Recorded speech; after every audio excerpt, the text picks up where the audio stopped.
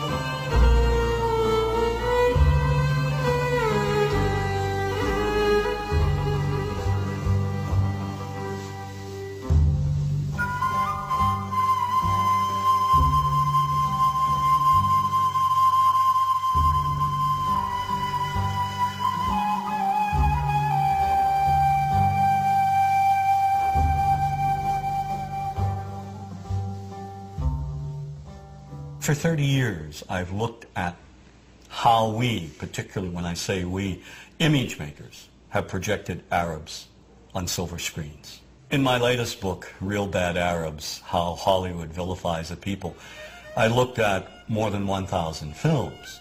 Films ranging from the earliest, most obscure days of Hollywood to today's biggest blockbusters.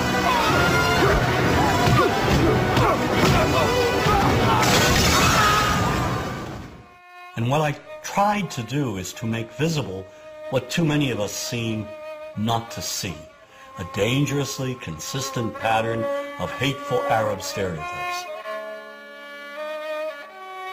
Stereotypes that rob an entire people of their humanity. All aspects of our culture project the Arab as villain. That is a given. There is no deviation.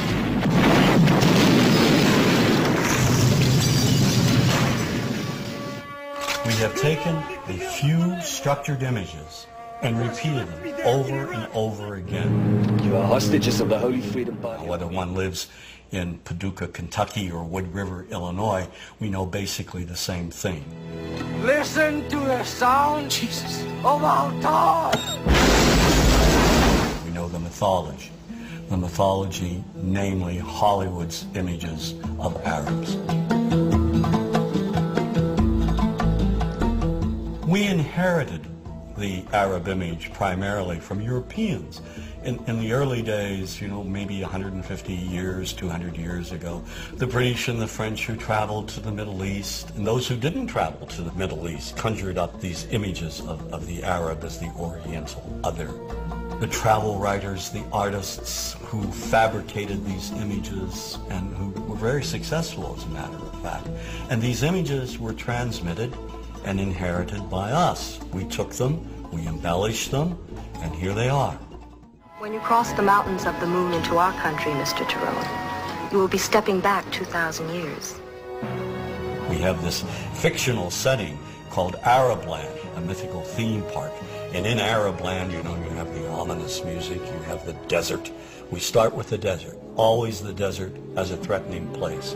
We add an oasis, palm trees, a palace that has a torture chamber in the basement. The pasha sits there on his, posh cushions with harem maidens surrounding him. None of the harem maidens please him, so they abduct the blonde heroine from the West who doesn't want to be seduced.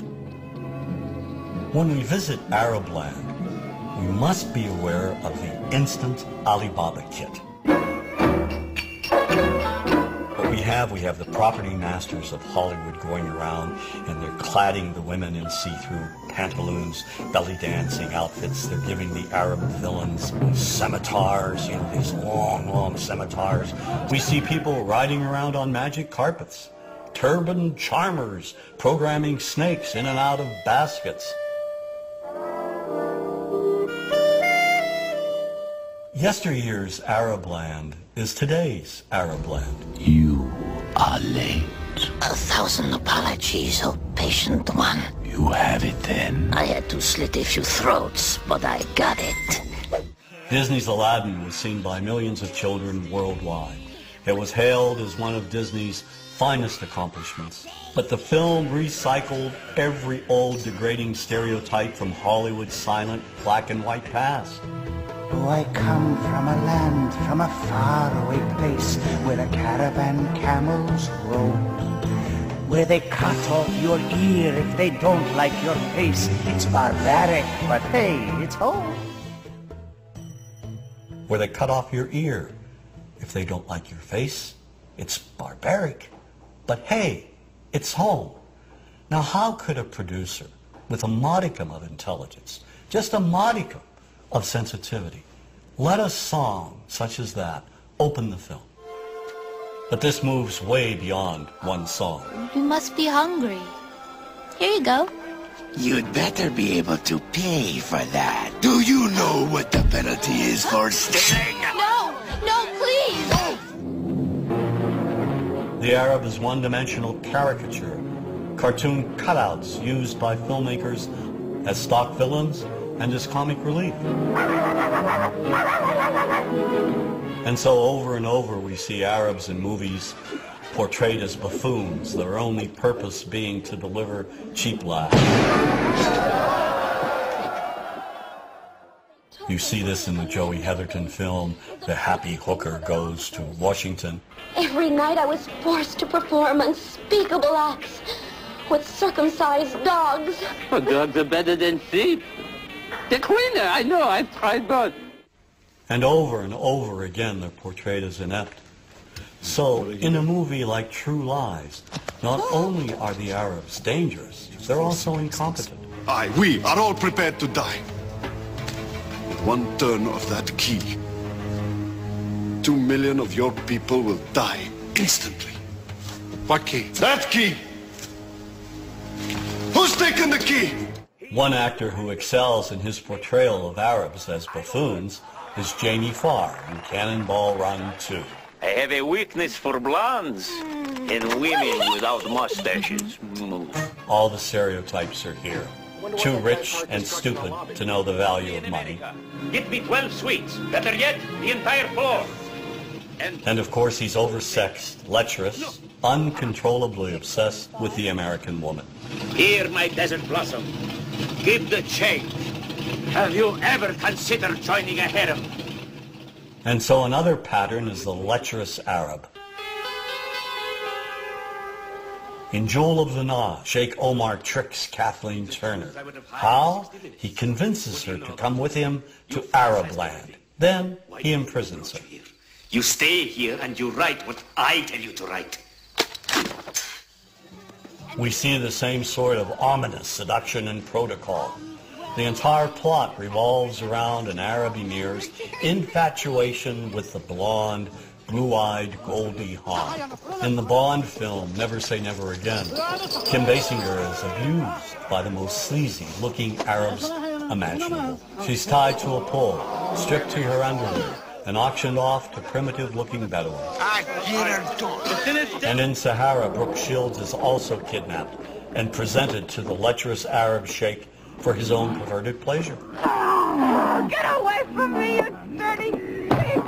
More than 300 movies, nearly 25% of all Hollywood movies that in one way or another demean Arabs contain gratuitous slurs, or they portray Arabs as being the butt of a cheap joke. We were going on a Mecca scene, and the plane is full of Arabs with these animals. Goats, sheep, chickens. I mean, they don't go anywhere without their goddamn animals. We had to put plastic in the cabins. You know, they urinate, they defecate. You have films by Neil Simon, like Chapter 2. The beginning of the film, the protagonist arrives back from London, and his brother says, "How was London?" And he says, "Full of Arabs." How was London? Full of Arabs. Well, imagine if he had said, "Full of blacks, full of Jews, full of Hispanics." I mean, that's ridiculous. Why do we do these things?